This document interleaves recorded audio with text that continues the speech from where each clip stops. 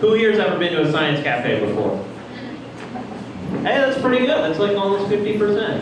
And your hands still work. That's pretty good. A science cafe, for those of you who've never been to one, is where a scientist comes, gives a short presentation in a really informal, fun setting where there's generally beer involved and food. And it's so you directly connect with the scientist, get to engage them, ask them questions directly without any filters like the media or anything else in the way. It's a great opportunity to learn about science in a fun setting rather than the lecture hall. So I hope you guys all take advantage of that and ask lots and lots of questions. Secondly, we have a website. It's sciencecafesf.com. On the website is a blog with content updated regularly related to what the upcoming talks are. For instance, last week I put up my analysis of the San Francisco Climate Action Plan. So if you want my opinion on what San Francisco is doing about climate change, go over to the blog and read it. There's also links to resources for further education if you're looking for more material and on the topics. Lastly, if you're interested in science cafes, this is your thing, you want to get involved, come talk to me at the end. There's plenty of volunteer opportunities within the organization if you're interested. And lastly, if you haven't already, sign up for the mailing list up front. It's on a green clipboard. And there's also a goal up there for topic suggestions. And this is an audience-driven lecture series, so it's your suggestions that determine what's next. In fact, that's how we got to climate change. So I encourage you all to put in a topic. So you've heard enough of me talking, and you want to hear Melissa start talking, don't you? Is everyone ready for the presentation? Yeah. Excellent. Well, I want to introduce Melissa Capria, formerly of ICLEI, now with the city in the city's Department of the Environment. She's the Climate Action Coordinator for the city and county of San Francisco. In fact, the first, I believe, Climate Action Coordinator for the city. First one that title. And she's going to give a presentation tonight, and I'll let her talk about all the details. So without further ado, Melissa Capria.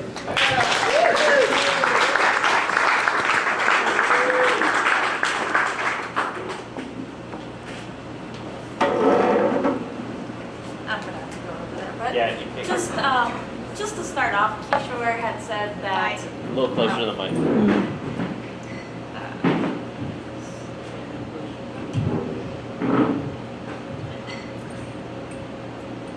Are you ready to rock? Kishore had said that science cafes basically consist of scientists coming and giving brief presentations, and I'm not a scientist, so I just want to put that out there right now. And I was going to say I'm not a scientist, I'm a policy person, so my presentation isn't short. But if you've seen real scientists present on climate, typically those presentations aren't very short either, so maybe I'm coming in short compared to a true science presentation. The way I wanted to approach it this evening was to do a couple different things. I'm wearing 3 different hats tonight, not literally, but figuratively. One is as somebody who was trained through Al Gore's climate project, and people may have heard of that. Basically, Gore, after the success of Inconvenient Truth, set out to train speakers to give his PowerPoint presentation. So we all flew to Nashville and stayed in a big greenhouse gas meeting hotel and learned how to do the presentation. And are meant to come back and do 10 presentations of that. That could be up to 3 hours long. So what I'm going to do instead this evening is give you sort of a 10-minute version. How many people here have seen the climate, the Inconvenient Truth? Good. So this will be just a quick refresher, and it's hard to figure out what slides to include and what ones not to include. So what I did was I basically just left the photographs in, and I put them on automatic, and we're going to go through those. That's going to be fairly casual, so people can feel free to get up and grab a beer, or heck, this is a good time to heckle during this, since they're not my slides.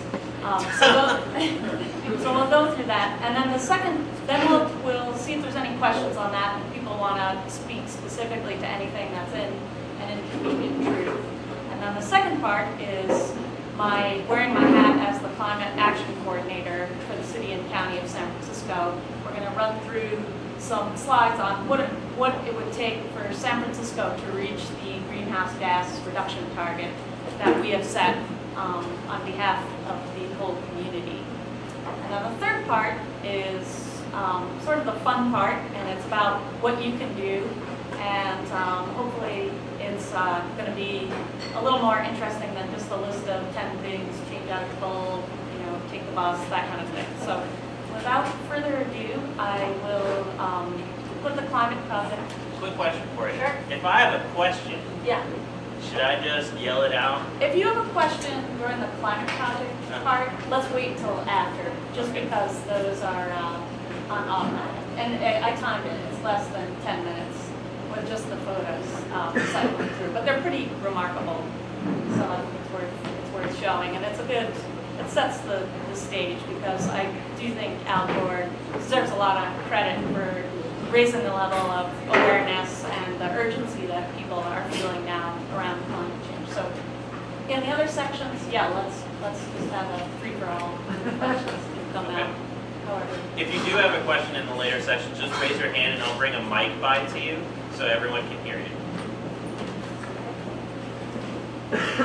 And also, actually, I would ask that the camera just be turned off for the climate project. Sure. Emissions, so that they are at 2000 levels by 2010. The second is to reduce them, so the statewide emissions, so that they are at 1990 levels by 2020. And the third target is to reduce our emissions so that they're at 80% below what they were in 1990 by 2050. That long-term target essentially reflects what most people are saying is the order of magnitude of reductions that we need to make in order to not be in line for what they call dangerous anthropogenic climate change. Essentially, that's what we need so that we don't pass a point of no return. And what that will take by 2050 is, and this is the one where we try to get it past the laugh test, but essentially it means our entire transportation system and our entire energy system globally pretty much has to be decarbonized. So that means we have to get all our energy and all our transportation needs taken care of in a way that doesn't primarily rely on fossil fuels. Nobody laughed? I laughed. Okay. We'll take one more question. Okay. And by the way, dangerous anthropogenic Yeah, sorry. climate change. That's Yeah. awesome. I think that kind of Gore maybe missed out on the social aspect of climate change. And I mean, the water's good, and they showed Katrina, but I was down in New Orleans for 6 months, and it didn't look like that. It really looks awful gentrification and land grab. And I don't think that Gore's proposals for solutions had sort of improving the social aspect, equality. I mean, it's a crisis that we're in, but we're also in an opportunity for equality and green jobs and trying to increase some social rights. And I hope San Francisco has a better policy in that regard than the nation. And can I just ask, were you down in New Orleans for just to visit, or were you volunteering? I was volunteering at Common Ground Relief. Mm-hmm. Great. And this kind of skips ahead to the last section, but it'd be great to hear more on that when we get to what you can do. Well, I think with that, let's just move into the next section, because I think it ties exactly to these types of questions that are coming up. So let me just put one slide up. And I suggest everyone take this opportunity to fill their beer. Excellent, we have one taker. Yeah. Or get a new glass of something while Melissa loads the next slide.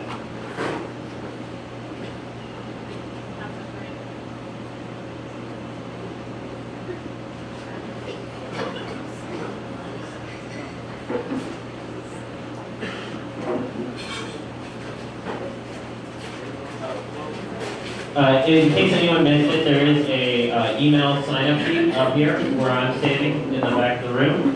And you're welcome to sign up and you'll get our monthly email. And also bathrooms are in the back corner below the exit sign. So if anyone needs to go, just go beyond the exit sign. Okay, so, is that okay? This is sort of an awful slide, and the rest of mine don't look quite like this, but it's, if there's a 1-2 punch, the climate project slide being the 1, this is the 2. And just to briefly explain what this is are people generally aware of what's been called peak oil, the issue of peak oil? So going back to the question about dangerous anthropogenic climate change, that's the term you used, right? Essentially, just the real brief explanation of that, what the agreement is that we can't afford to go more than 2 degrees Celsius increase in global average temperatures. 2 degrees Celsius is approximately 3.6 degrees Fahrenheit, and it corresponds to atmospheric concentrations of carbon dioxide of somewhere between 450 and 550 parts per million.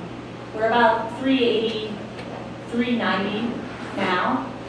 By middle century, we will, assuming a business as usual course, we will be on our way to 550 parts per million. But the interesting thing about that is that assumes a business as usual course. And there's really no such thing. Nothing really happens in a linear fashion. And this issue of peak oil essentially would indicate to us that, oh, the good news is we're going to run out of oil and gas before we could reach 550 parts per million. Those global numbers or US numbers? These are global numbers. And this slide comes from a gentleman by the name of Ed Masria, who is an architect, and he has started, he basically stopped being an architect to work on something called Architecture 2030. And it's his response to this, and he basically believes that the answer is through buildings and green building, and that by 2030, all our carbon stock, or all our building stock in the country could be climate neutral. And his stuff's really encouraging and inspiring, but when he talks, he also scares the hell out of you. And the scary part is, okay, so if oil and gas run out, I'm not I don't spend a lot of time on peak oil, but it doesn't take a lot of imagination to think about what the impacts of that are going to be on our transportation system and on our economy and on everything we do, which is so reliant on fossil fuels. But the other thing here is we have enough coal and other types of fossil fuels that they're looking real seriously at in Canada right now to get way beyond that 550 or 450 parts per million. So there's choices being made right now about power plants that are being built, about how we're going to use these harder to get at resources, what types of money we're going to put into getting those that are real significant. And the thing that Ed Masria did, I saw him give this talk on Friday, said, you know, everybody here is telling you at this conference we were at that there's no silver bullets to climate change, and which I've said that lots of times to people because I don't think there is a single silver bullet, but he said, yes, there is a silver bullet, and that's no new coal plants. We got to get rid of coal right now. And of course that shakes everybody up because we're all working on our programs here and projects there, and he's telling us, well, no, you just forget that. You know, we can just get rid of coal. So it's intriguing, and I think the important thing in thinking about this is to keep in mind time frames. 2050 isn't that far off, but it is far off. And there's a lot we can do in the near term, and a lot of that is going to entail stretching out our supply of oil and gas so that we're using it wisely. We're not just burning it up all at once. And Oh, and? Yeah, Melissa, what's that, what's the DTC? That's gigatons of carbon. So that's emissions, gigatons of carbon. Sorry, it's not. If that's not working, I can push it. Okay. So people are maybe also familiar with James Hansen, who's a scientist from NASA, who's been working on climate change for I think like 30 years at this point. Again, this is on that dangerous anthropogenic climate change. Can I ask you a question about Sure. the previous slide? I thought that the tar sands in Canada were already being developed, and that was Boomtown lands and all Yeah, they're that. in the process of it, but this technology hasn't been perfected. And there is also people working on, you're probably familiar with maybe our carbon capture and storage. There's also research being put into how we could actually use coal and capture the carbon dioxide and pump it back into the ground. One might say, just don't pump it out to begin with, but that would be applying logic. Hey, Melissa, Yeah. if anyone asks you a question without a mic, first of all, that won't happen, right? And secondly, can you restate the question so everyone can hear the question? Sure. Thanks. So the exciting thing about James Hansen is he puts out all this kind of depressing stuff, but then I read a quote from him in an article the other day that said, "I'm always surprised when people get depressed rather than energized to do something.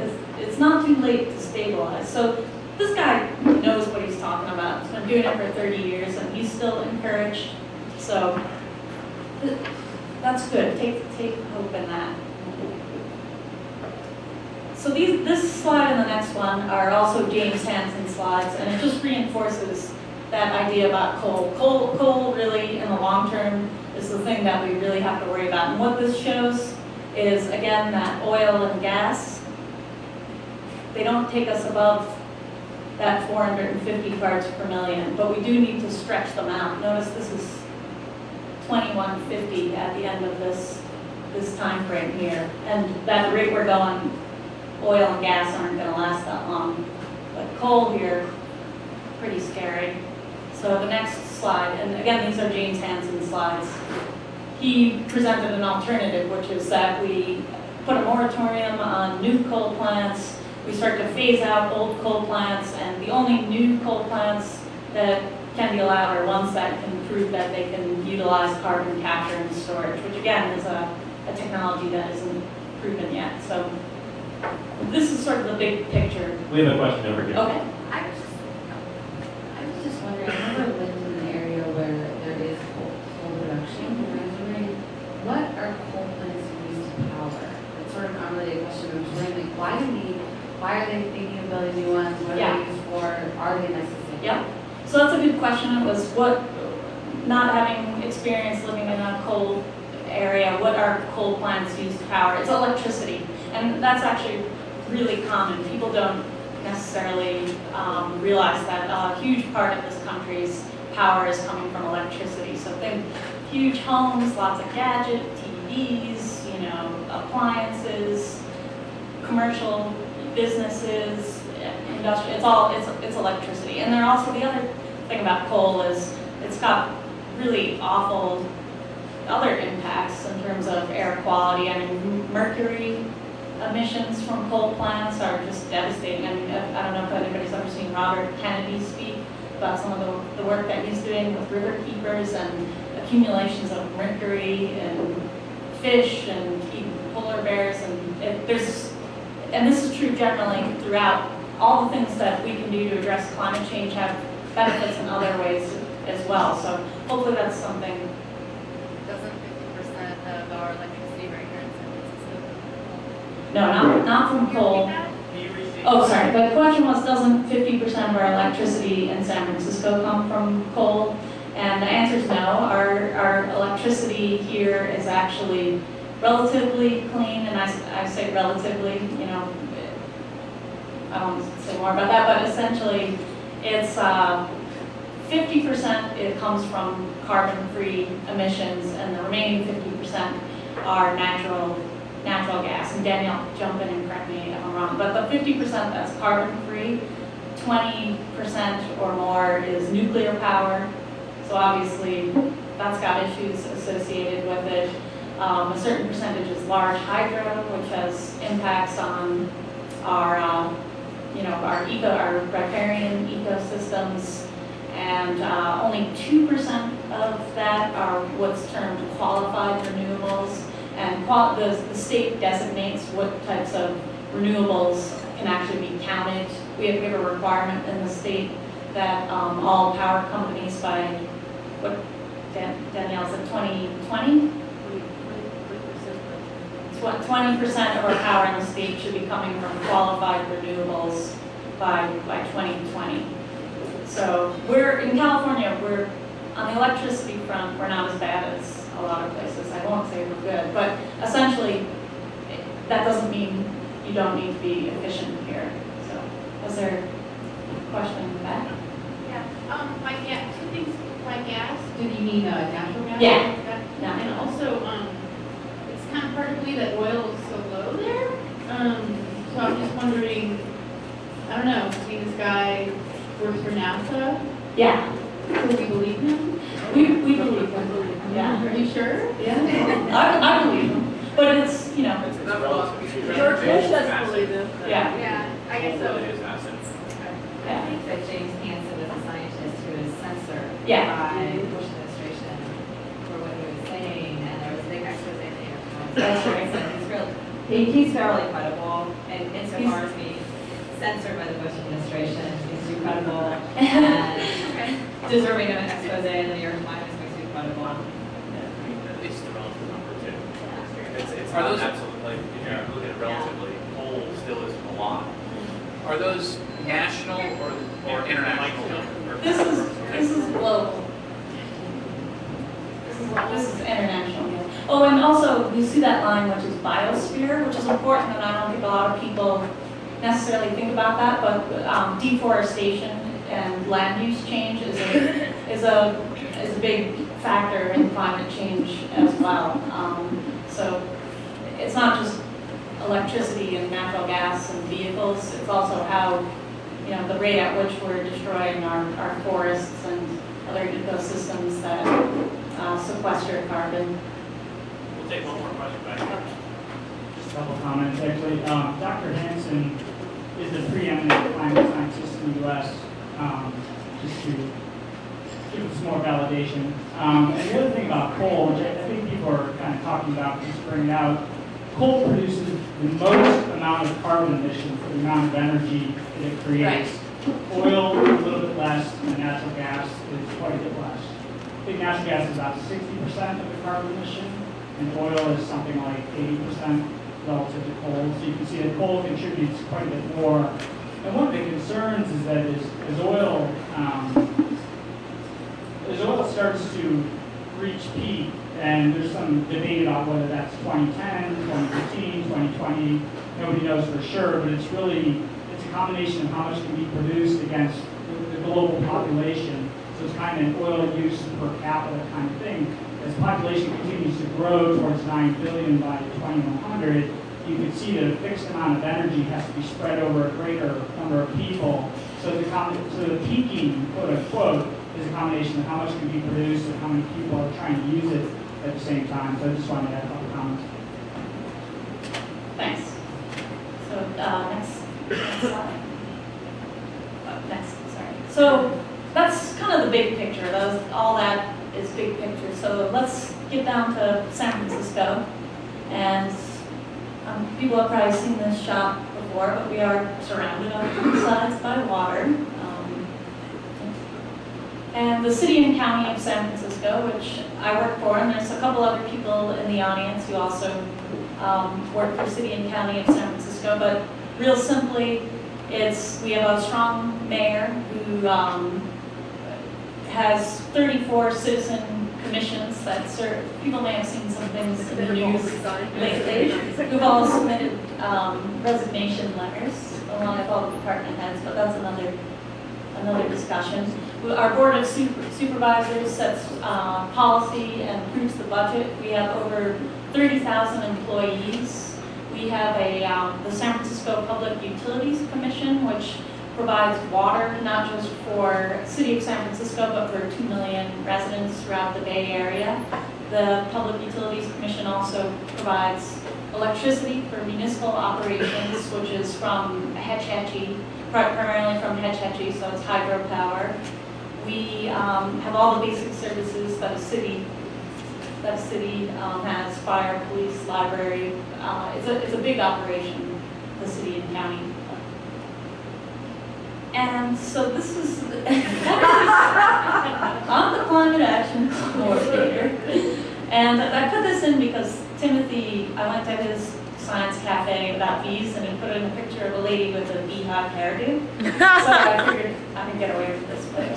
But that's, people think, like, laugh when I tell them my title, climate action coordinator. They're like, oh, what do you have, a big machine and you control the fog? And but that's not, that's not what I do. But essentially what I do is a lot of, the city has had a plan since 2004 on how they were going to reduce emissions. We've set a target, it's to reduce emissions 20% below 1990 levels by 2012. It's an aggressive target, more aggressive than what the US would have had to do under Kyoto.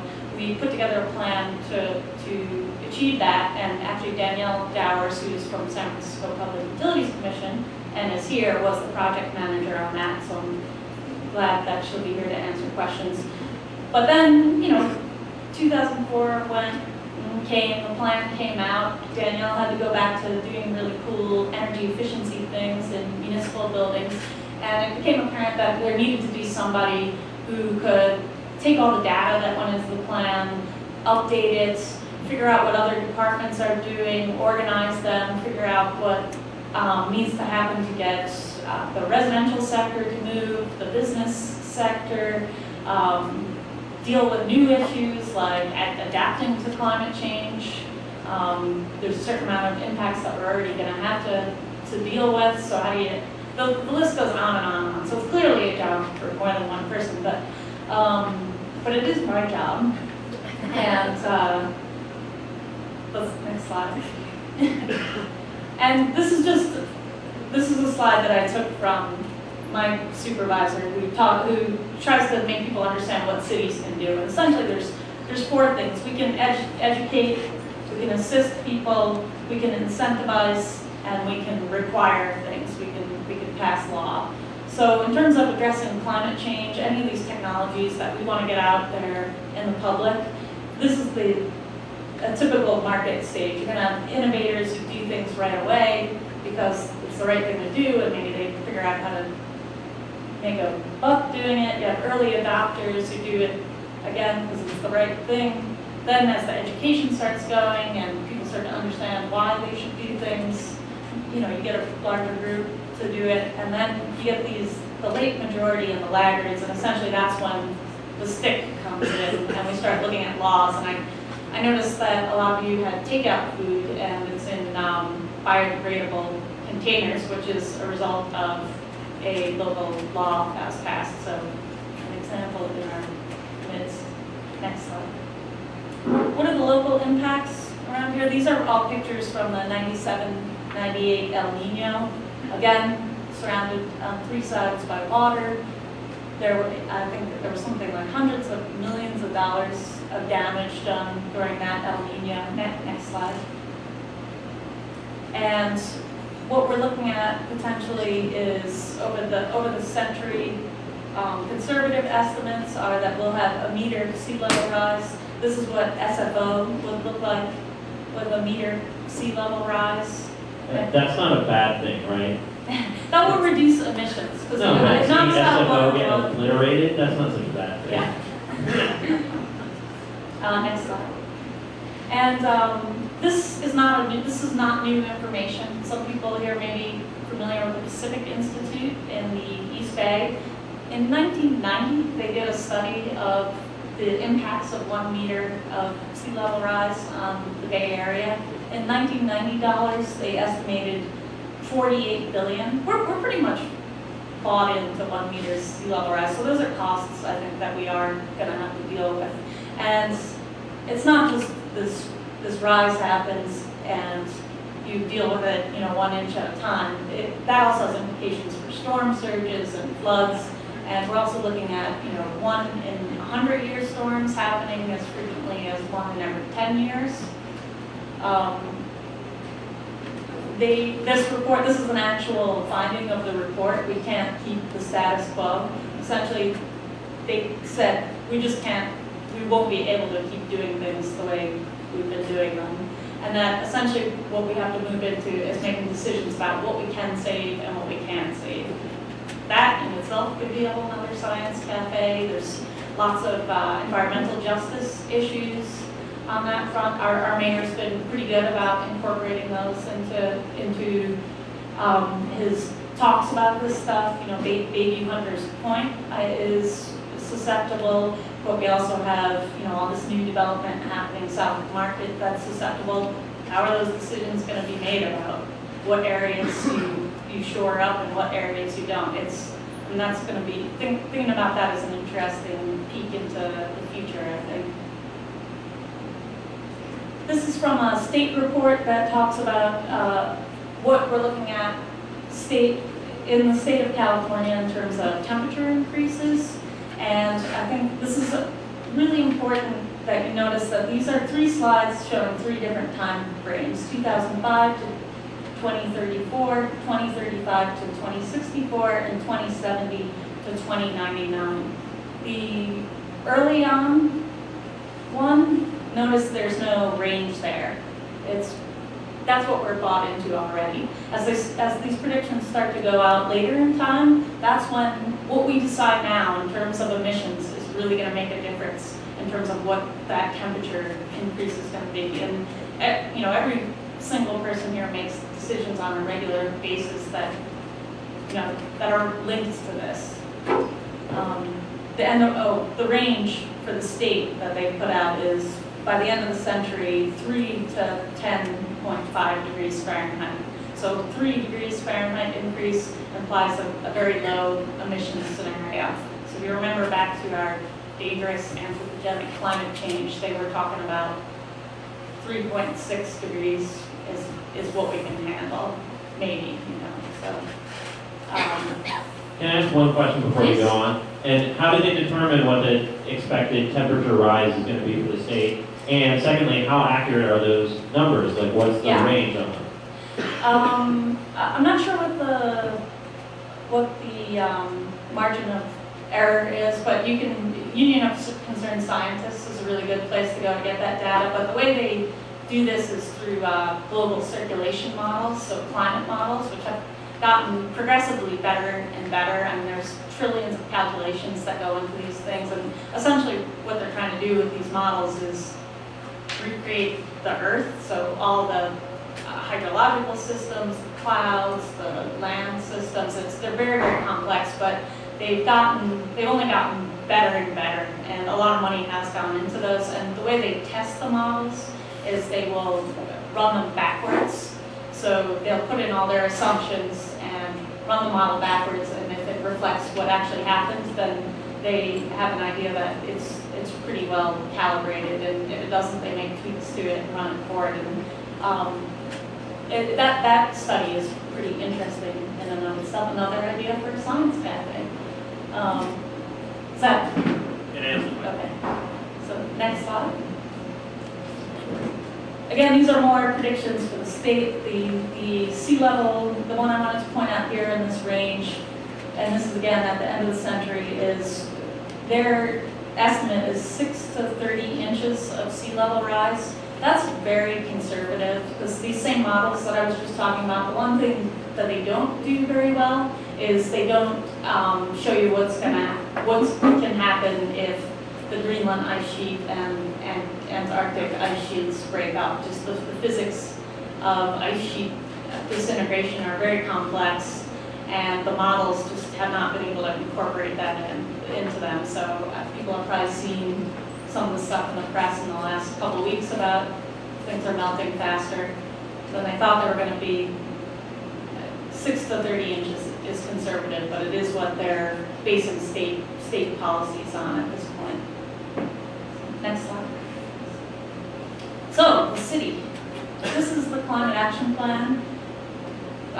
Kishore had mentioned ICLEI before. There's an ICLEI person who just came into the room, Garrett.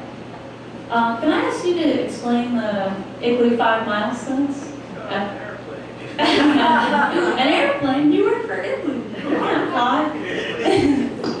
Okay, so real quickly, ICLEI is this international campaign that works with cities, have been doing it for 15 years, and helps them figure out how to address climate change. The methodology is very simple, and it's similar to what a country would do that's entering into, say, the Kyoto Protocol. So you do an inventory of your emissions, you set a reduction target, you develop a local action plan, you implement the plan, and then you monitor and report. Pretty straightforward. Cities do it in a lot of different ways. Some of them set the target after they've already written the plan.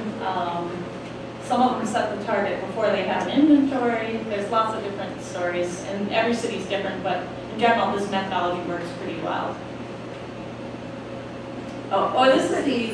This is the alternate cover for the climate action plan that was voted down. And this is where we're at right now. So our best estimate of where we're at right now. So what you see here is that in 1990, the city and county of San Francisco, all sources, that's transportation, commercial, industrial, waste, was emitting about 9.1 million tons of carbon dioxide. Actually, well, I'm kidding. By 2000, we were up to about 9.7 million tons. And at the time, when Danielle did this inventory, we were predicting that if we just stayed on a business as usual course, by 2012, emissions would be up to 10.8 million tons. So the target that the city set would, at 2012, take us to more around 7.3 million tons. Just for reference, that's what the Kyoto percentage would look like in the city of San Francisco. So based on the numbers that I've been working with, and it's data is always tricky, and comparing current data to old data is tough, but our best guess is right now that we're right around 9.2 million tons.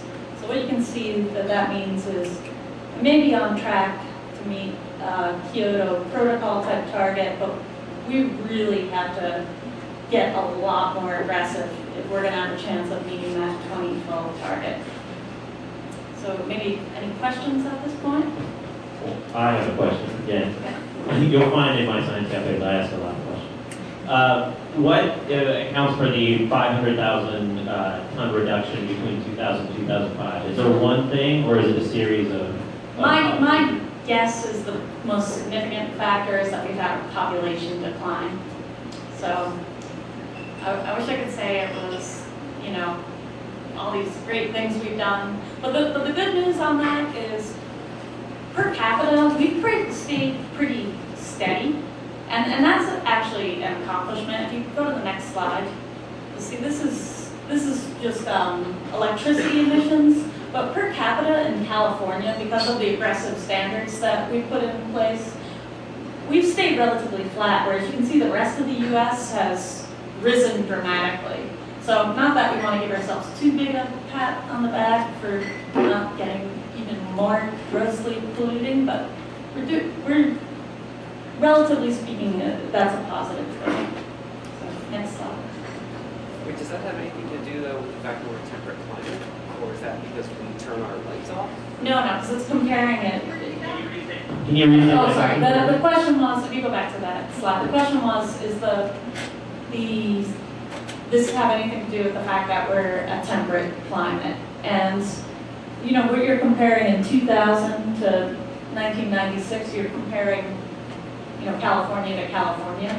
So us staying flat is more specific to the fact that, well, I know it's suspect Danielle's an energy efficiency expert. Well, that's our weather. That's our Roosevelt slide. And, Yeah. And he Oh, yeah. used that slide to, you can say Mark Roosevelt. Art Rosenfeld was a commissioner of the California Energy Commission, and he's like akin to James Hansen in terms of reputation and fame. So I don't, is there anybody who knows Art Rosenfeld in here? And it was up Okay, so, yeah. His stuff's solid. So, the biggest reason for that is Title 24.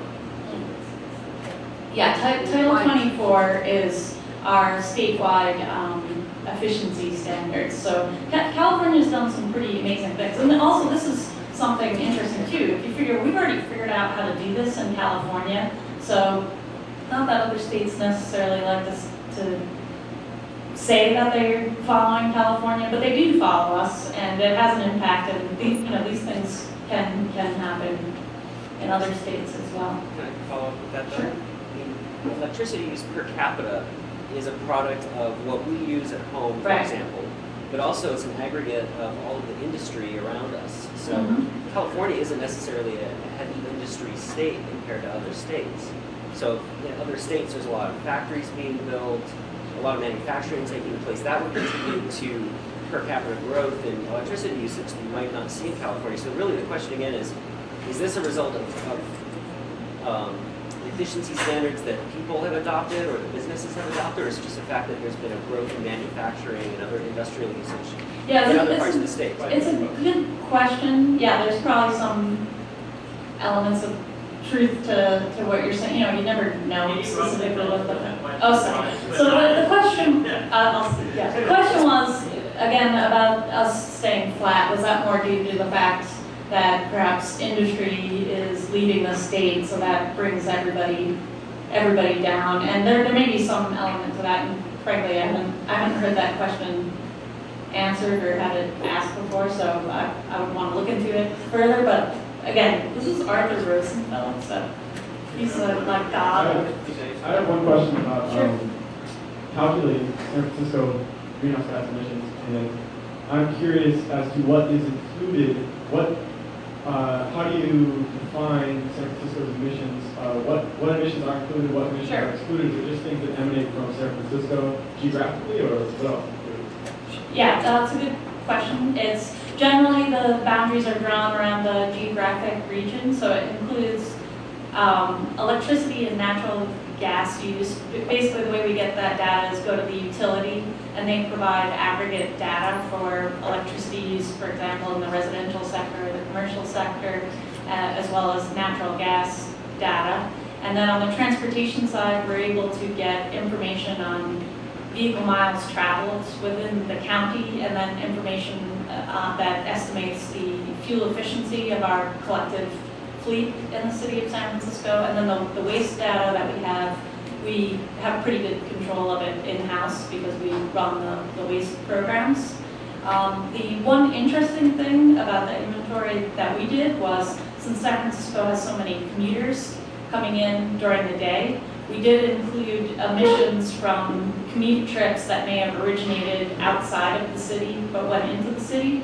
And as a result, our transportation emissions for San Francisco may look a little higher, but it was a decision that we made. And essentially, the kind of rule of thumb with that is, for local inventories, you include what you think you can have some impact on. So for instance, we run commuter benefits programs, so we can hopefully influence those commute trips.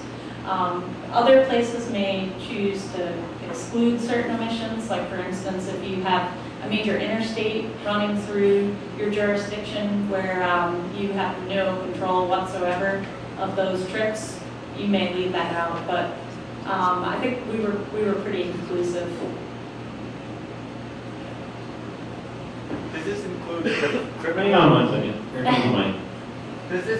Does this include criminal activities? Like for instance, I'm Like sure. things that are illegal activities? I'm not quite sure I follow it. I mean, industry or work that's being done that's off the books? If it's off the books, if I don't like if somebody set up a little coal plant in their basement. No, I mean who knows? And if our PG&E doesn't have the data, then we wouldn't get it. There's certainly things that probably weren't included here. And the point with that too is that doing this work, you don't want to get so fixated on the specific numbers, rather the trends. This isn't expert modeling, it's more to inform policy. So the climate action plan that we worked on had, in order to get to that 20% target, we broke out our emission reduction activities into transportation, energy efficiency, renewables, and solid waste, and came up with a suite of measures that would reduce our emissions by over 2.6 million tons. Next slide. This is that 2.6 million tons represented in a pie chart, and shows you the relative contribution of each of those sectors. And this, just a quick background, is on these next slides, they were put together in response to the fact that we have a civil grand jury in San Francisco that decided to, are people familiar with what a civil grand jury is? Essentially, every county has these bodies of volunteers that are tasked with investigating issues about the county government, and they can decide whatever they want to investigate. And this year, they did a report called "Can San Francisco Meet Its Promise to Reduce Greenhouse Gas Emissions?" which is pretty unique. It's another thing that's kind of hopeful, the fact that we have a volunteer civil grand jury that chose to take on this topic. So this presentation was put together to go in front of the Commission on Environment and explain to them, yes, the civil grand jury did this great report, they have all these specific, there was like 50 recommendations in them, and they were good, they were solid recommendations, but they didn't really get at this larger idea of how significant it's going to be for us to reduce the target. So we put these together to kind of illustrate that. So you see, we think in the transportation sector that, again, this is the difference between the business as usual emissions and where we think we are right now, that we maybe reduce transportation emissions by about 10%. Next slide. One program that the city's looking into is congestion pricing, similar to what they're doing in London. They're charging a fee basically to get into downtown London. Last I heard, it was something on par of $16 a day to drive into downtown London. It's been incredibly successful. I think it was very hard to implement to begin with, but they reduced emissions in the downtown core by something like 20%. So we are actually investigating that for San Francisco. What we think that could get us at is somewhere around an additional 4% of our total 2.6 million tons. Next slide. Promoting rideshare, something that our department does as well. Try to get people, if they're not going to take the bus, at least get them to carpool. We think we can get another 2% reductions through that. Increased transit use, and I put the numbers on these just to give you an idea of the scale. If this 4% piece of the pie is an 11% increase in Muni ridership, and that's people who don't normally ride Muni, people getting out of their cars and getting onto Muni. One thing that I have a pet peeve about is people bash Muni an awful lot. I'm sure there's reasons to do that, but that's something we're going to have to get past. And obviously the city's got a ways to go to get our transit into a place where people feel comfortable on it and want to ride it, but we also have to get past this sort of knee-jerk, anti-public transit. I think that's a great question. Let's take a straw poll. Who here likes Muni? Yeah. That's actually not bad. Who rides it? Who rides it? So, I see what you're saying. Well, and yeah, I'm glad you asked it that way. Who doesn't like it? I'm on your side, Melissa. This piece of the pie is residents switching over to biking and walking. Again, these assumes people who are not already biking and walking to begin with.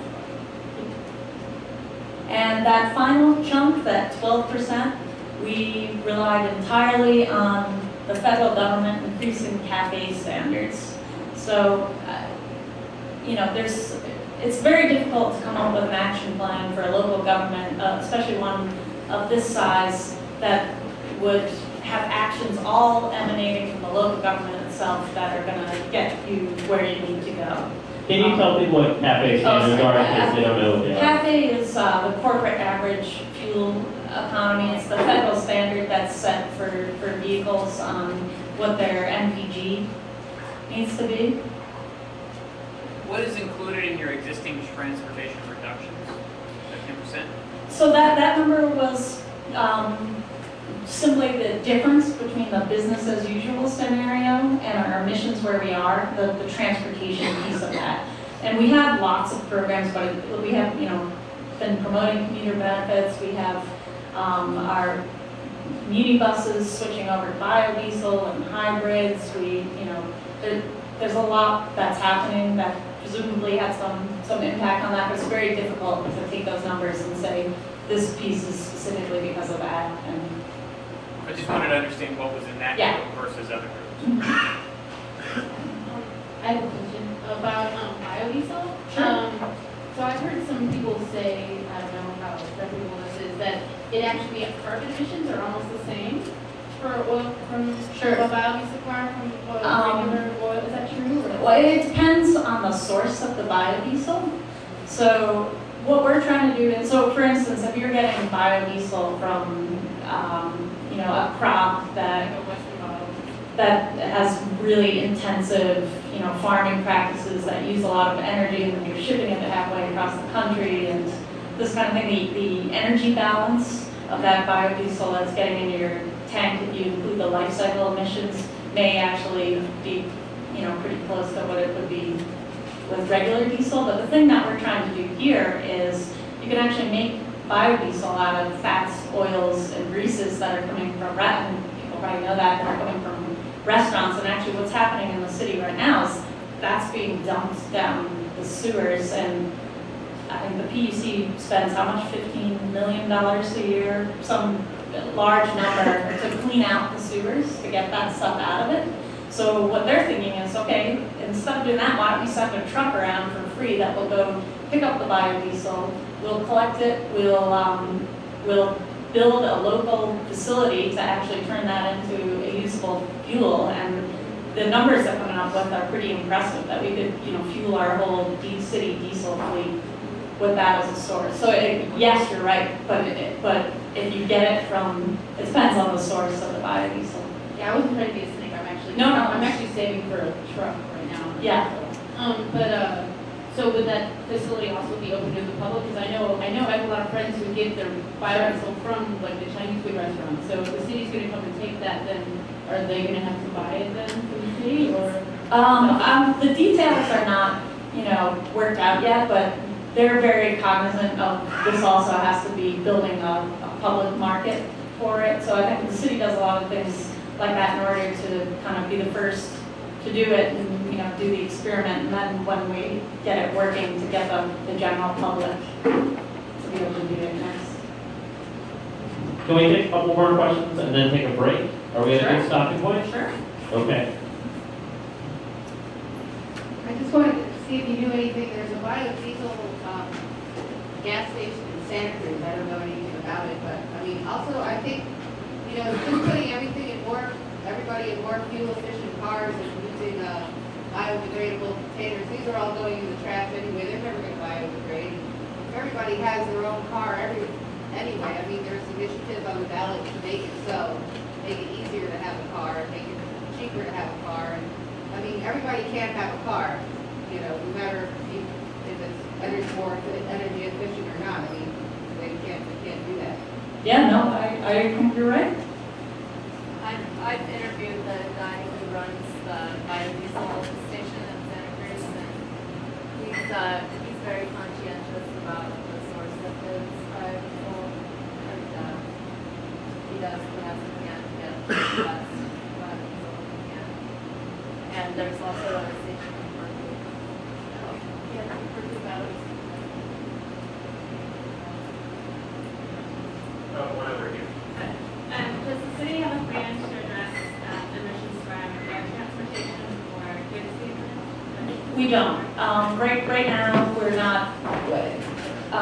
Air emissions are not included in our inventory. they're pretty hard for us to control. We don't have any direct method for controlling them. That's like the FAA. And kind of interestingly on that front, I watched a webcast of discussion of the state inventory. With the passage of AB 32, they're working on the 1990 baseline inventory for the whole state of California. And that has a lot of implications because what they decide to include in that essentially is what will get regulated. And one of the state folks from the California Air Resources Board mentioned that among staff there was discussions of excluding domestic air travel from the state inventory, which means, AB 32 wouldn't apply to it. But it's a good question because it points out the fact that, these numbers are good and we can sort of get a handle on things, but ultimately, it's a much more complicated picture than that. And it's going to take people personally deciding not to fly, Especially with the city encouraging like Virgin Airlines and Blue and trying to attract investment. Yeah, there's a lot of contradictions. We'll take one more question and then take a break. Have you looked into how much it costs mainly to like there? Can you talk closer to the mic? It's on. Have you looked into how much it costs mainly to collect fares and how much it will cost you to implement some of these strategies such as progressive pricing and price share, etc.? So perhaps have you looked into maybe running Muni for free to encourage people to ride it? I personally haven't looked at the numbers. Oh, sorry. The question was, have we looked into possibly making Muni free in order to encourage ridership? And yeah, the mayor has talked publicly about that, and I don't know all the specifics of it, but I think the logic behind it goes something like it's so expensive to actually collect fares that all of them, if you just didn't collect them, you would have to be able to cut out a big line item from the Muni budget, and that maybe if you work the numbers, it may actually make sense to not charge. I don't know right now where they're at with that. I think there was a lot of negative reaction to the proposal. But it's one organization that you might look into if you're interested in those kind of issues is Spur. I don't know if people are, but spur.org, they do a lot of really interesting independent studies of things just like that, like what it would take to get Muni to be really world class. I forget it's already. Go ahead. I was just thinking that they have done studies on how much it will cost to implement, consistent pricing, and if those money would spend similar solutions such as maybe even providing more parking spaces for the different car share companies as a or cheaper. Yeah, the question was about doing kind of cost-benefit analysis of these different measures, I think, and comparing them. And the San Francisco County Transportation Authority is the one doing, for instance, the congestion pricing study, and it's like a $1 million 2-year study to look at that. So there are, none of this stuff is simple to implement. So there's some pretty concerted efforts going to try to figure out what works. But also with that, it's going to take brave politicians to step forward and promote things that maybe aren't going to be popular. For instance, one thing that we're looking at is bus rapid transit, which would be, it's a cheaper way to do something like having light rail, except you use buses instead of light rail. So you have dedicated bus lanes, and they're looking at that on the Erie corridor, and there's been a lot of resistance from the small businesses to doing that in terms of how it's going to affect their parking and their businesses, and they have legitimate concerns. So how do you figure out as a city how to implement these things that are going to take us into the future that we need to go into, but while also addressing the immediate concerns? And that's where it becomes really important to have educated public and people who are willing to make some trade-offs, I think. Well, before we take a break, I want to just thank Melissa for the first half of this talk. And also, I just want to take a quick poll. Who here works in either a field of sustainability or climate change or any sort of even work for a volunteer group that actively participates in something like that? Just raise your hand if you do. Okay, so for all of us that didn't raise our hand, can you put your hands back up if you didn't want to? These are the people we're going to talk to during the break. Just about what they do, what their interest is, because overall one of the goals here at Down to the Science is really empower you guys to, if you want, get further involved in the issue. So I encourage you to have a conversation with somebody that works in the field. Those two guys in the back that are over by the kitchen doors, they work in it too, so you can talk to them. So have a conversation about it on the break, and when we come back, after going through a few more slides, we're going to talk about resources for you to get involved in climate change, even on the scientific level if that's what you want. So take the time, go to the bathroom, order another drink, and we'll be here when you get back. Our email list, that's how the best way to keep up to date on what's coming up at Down Go Science. So definitely take a second and fill it out. Secondly, let's give Timothy another big hand for an awesome presentation. It's very interesting, and just one comment. Of all the topics we've covered so far, this is our 4th Science Cafe. This is like the first issue where I felt like personal involvement really intersected the science. There's something that all of us could literally go home and do tonight, tomorrow, over the weekend that would have a positive impact.